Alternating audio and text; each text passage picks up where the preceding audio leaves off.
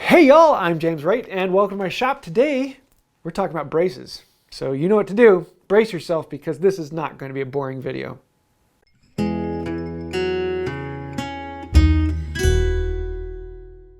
So first off, what is a brace?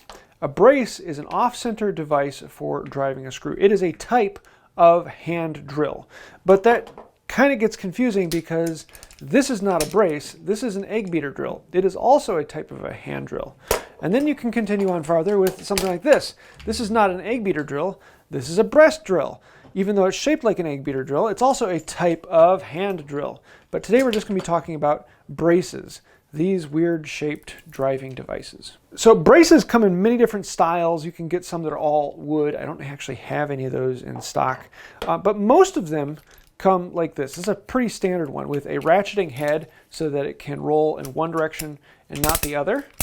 And you can rotate it back. Most of the time I just keep it locked so it's just going straight. It's very rare that I use the ratchet, but every now and then it comes in handy. And then they come in different swings. So this one has a very short swing. The handle doesn't come very far off. And this one has a very tall swing, and that gives you more torque. So with a large swing, it takes a long time to go all the way around, but you have a lot of force. So if you're doing a big hole, this gets it done. Whereas with a small swing, it goes around really, really fast. So if I'm drilling a small hole, this is more efficient because I'm not wasting my energy. I'm actually driving it much quicker. 90% of the time, this is the one that I'm using. It's the average one you're going to find all over the place. Every now and then you'll come across a short swing, and then every now and then you'll come across a long swing. But most all are going to be this average, about 6 inches off center. And this is the one you're probably going to be using 90% of the time. So if I'm using this one for almost everything, basically any hole I drill from 1/4 inch up to about 1.5 inches, I'm generally going to be using this. This then is for all of my smallers. If I'm going to be drawing like 3/8 or smaller, I might grab this one. Anytime I'm doing drill bits or driver bits, I'm probably going to be using this one. This thing only comes out if I'm using a really, really big hole. So like if I'm drilling a 2-inch hole or something larger, then I'm going to grab this master thing. However, for my wife though, she likes using this one all the way down to like 1/2 inch because it gives her far more force. So it kind of depends on you. If you have a lot of strength, then you may end up just using these. But every now and then you might want this. So generally, get this. For 99% of the time, it will do you well. But then you might want to get a smaller one. And then you might want to get a bigger one. And then you're going to want to get a cute one. And like all hand tools, they get collectible. Now, this may be the most common. This is a Miller Falls design with the ratcheting head, one metal arm that comes through and pivoting, and the jaw. This you're going to see all the time. You can usually pick up braces like this at the antique store for $5, $10 without much. I'll occasionally see boxes of these for $2 a piece. But occasionally you'll come across these older styles, and these were some of the first metal designs, and usually they're just a rod that runs all the way through with a spinning handle here and a spinning handle here, and then some sort of retention device to hold down onto a tapered square. With these are a little more collectible. These hold a bit of a price because they're older, and they come in many different designs and chucks. This one just has a set screw that goes on there. I don't like this one that much because it tends to loosen up, and with a bit of wiggling on there, this just pops off. The set screw never quite holds it well, and so if you have to back something out of the hole, chances are it's just going to pull out of this. This is the next design, which had the split head here, and so you put this in, and now you can crank this down on there, and it squeezes it down. This actually gives a pretty decent control. It is much like the others. Most of them don't have a stop, so this can still slide all the way out. But with the friction on there, this is actually pretty strong. I actually keep my countersink bit in here as this one basically dedicated to it, so that anytime I need to countersink, this one's ready to go. Now often when you get these pieces don't rotate or turn, and they're really seized up, and it kind of worries people about how do you fix it. I usually grab some WD-40, or I like to actually use the penetrating WD-40, the Specialist, and just give it a little spray and a little spray, and it is amazing how fast these open up and start cranking.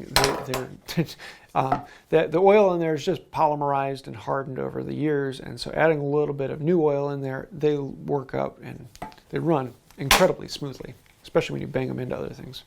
Now, the most common chuck you'll see is this 2-jaw here, and some of those will still accept a standard bit in here. And so this one I can loosen up And this one will hold it corner to corner and actually hold it rather well. It doesn't hold it amazingly, but with a little bit of turn down on there.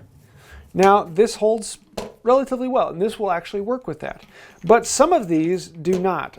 This one actually doesn't have that space, and you clamp it down on there and it still woggles back and forth. So some 2-jaws will work, some will not.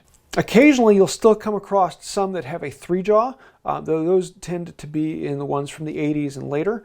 You can buy 3-jaw braces now, brand new ones, but most of the old ones you'll see with the 2-jaw, though there are hundreds of different chuck designs as well as the older ones on these. Even with the breast drill, you'll still see the 2-jaw quite a bit, because for the longest time everything came with a tapered square bit, and that was just the standard, and it works very, very well. It is a very functional, efficient device until you actually get to powered drills. So when hunting for your first brace, don't worry about it too much. A lot of people really get bent out of shape about having the brace that's good. What you want to do is put it in your gut and turn it around and make sure that this actually stays true. You don't want it wobbling all over the place. If the brace itself is actually bent, you'll notice that this is turning out. But if you eyeball down it, they rarely look straight, because usually this rod is not in line with this. So don't imagine that this rod should be perfectly in line with that. Make sure it runs true. That's what you're looking for.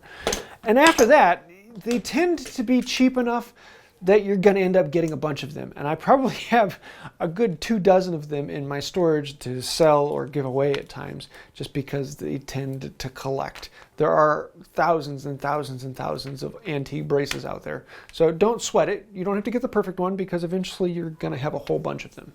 So there you have it. A brace is an incredibly fun tool, and it's one of those things that a lot of people think is antiquated and old, but surprisingly, this brace will have far more torque than any power drill you have ever used, unless it's one of those big industrial things you have to carry around on a strap. But if it's a handheld drill, even this regular one will have far more torque, just because your leverage is farther out than you would have on your hand.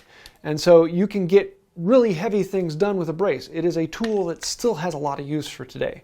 And if you're doing things with hand tools, it's still a very functional, fun tool to use. So get out, find a few braces. They are all over the place, and they're a lot of fun. If you'd like to find one, I have a whole website set up for finding hand tools. It's called handtoolfinder.com. And on there, I have every known place I know of in the entire world to buy hand tools. And I have a map of all of them, as well as trusted online sellers. And so you're probably going to find something near you, unless you're in one of those nexuses where there's just nothing around you. Sorry. But I hope you like this. If you did, let me know your thoughts, comments, ideas down below. I'd love to hear those. If you do have anything particular you think I missed, I'd love to hear that. I'm always looking to learn more. So on that note, I do also want to say a huge thank you to the patrons on Patreon, members here on the channel. Everyone scrolling here to the side is literally keeping this channel going. Without patrons and members, we would not be here. So everyone scrolling over the side is a patron on Patreon. If you do ever meet them, say thank you. And if you'd like to help out here on YouTube, you can also click the little join button and become a member. We do have several perks that we do for just patrons or just members. So thank you for that. If you'd like to find out more, there's links down below. And that'll do it for now. Until next time, have a wonderful day. Yeah, I can't fall over. I'm braced.